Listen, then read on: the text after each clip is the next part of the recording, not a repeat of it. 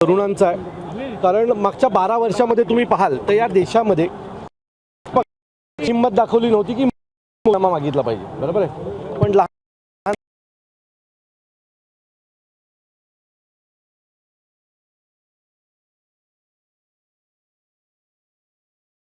की 2029 नंतर आपला देश हा हुकुमशाहीकडे जाईल, परंतु या मुलांना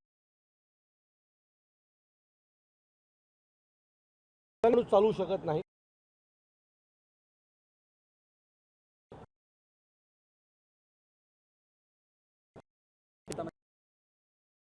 अनेक मंत्र्यांचे, मग मोदी शहांपासून अनेक मंत्र्यांचे फोटो होतं, त्यामुळे नेमक्या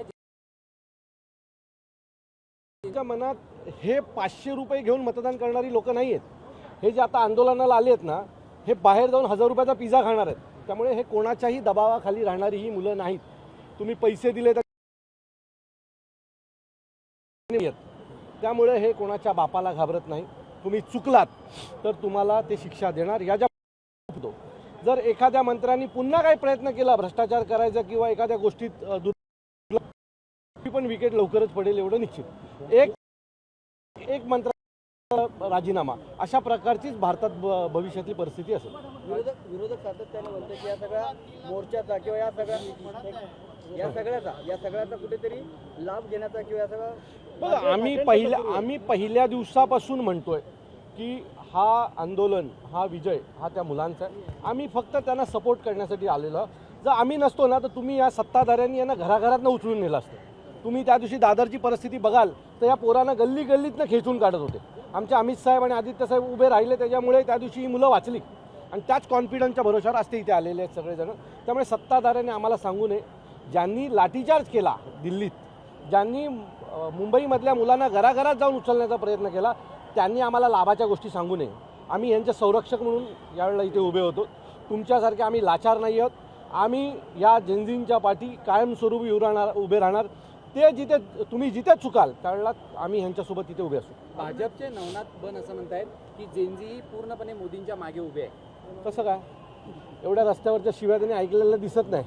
पाहिलं तर घोषणा सगळ्या वाचून दाखवू शकतो मी काय काय घोषणा आहेत त्या. मला वाटतं नवनाथ बन वगैरे हे लोक अंधभक्ताच्या पलीकडचा जो भक्त असतो ना ते आहेत ते. त्यामुळे त्याच्याकडे भाऊ नका. परिस्थिती पाहिजे बघ, मागणं आवाज येतोय. मी खरं सांगतो, मला 19 वर्ष झाली राजकारणात येऊन. मी 19 वर्षात शिवतीर्थाच्या बाहेरचा असा आवाज सभा ऐकल्यावर कधी नाही. सभा झाली, लोकांनी साहेबांनी सांगितलं घरी जा, गेले. आज 1.5 तास झाला सभा संपली. हा जल्लोष आहे. आता यांना काय आम्ही पकडून ठेवलं आहे का इथे? यावरच एक प्रश्न, ज्यावेळेला राजकीय नेत्यांची एखादी सभा असते त्यावेळेला गर्दी आणणं किंवा जमवणं एक मोठं आव्हान असतं. अवघ्या एका मेसेजवरती ही तरुणाई येणं हे मतांमध्ये रूपांतर भविष्यात होऊ शकतं. आम्हाला मतांशी घेणं देणंच नाही. आत्ता त्या 21 मुलांचा जीव गेला आहे ना, त्यांच्यासाठी उभं राहणं आमच्यासाठी महत्त्वाचं. हे 21 मुलं म्हणजे हे भारताचं भविष्य होते, हे ब्रेन होते, सगळे हुशार मुलं होती ही सगळी. आज आपण 21 हुशार मुलं गमावली या देशाने. आणि त्याच्यानंतर जर राजीनामा द्यायला तुम्हाला लाज वाटत असेल ना तर तुम्ही देशाचं भविष्य ठरवू शकत नाही, ठरवू शकत नाही. तुम्ही कालचा एक व्हिडिओ बघा, शिवाजी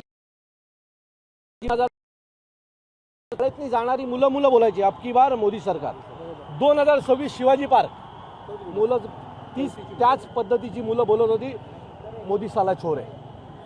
हा बदललेला भारत आहे आणि ही सुरुवात आहे. तुम्ही भविष्यात या मुलांना विकत घेऊच शकणार नाहीत. तुम्ही पैसे द्या नाही तर काही करा, ही पोरं तुम्ही विकत नाही घेणार. ही मतं तुम्हाला आता याच्यापुढे कधीच करणार नाही. तुम्ही विसरून जा. हां, आणि तुम्हाला घाबरू पण शकत नाहीत. नीट पेपर फुटला, 21 जणांनी आत्महत्या केली होत्या विद्यार्थ्यांनी. सध्या महाराष्ट्रात टीईटीचा सुद्धा मोठाचा विषय सुरू आहे. आत्ता ही मुलं मला इथे भेटली होती. मी त्यांना 2-3 दिवसात सन्माननीय राजसाहेबांना भेटवून देणार आहोत. आमचे आदरणीय अमित साहेब यांच्या नेतृत्वात या विद्यार्थ्यांसाठी एक मोठी चळवळ आम्ही उभी करू. अजून एक 2-3 विषय आहेत देशासमोर. एक म्हणजे राम मंदिरात ज्या पद्धतीनं चोरी झाली तो विषय. रामच कोपला. हा हे जे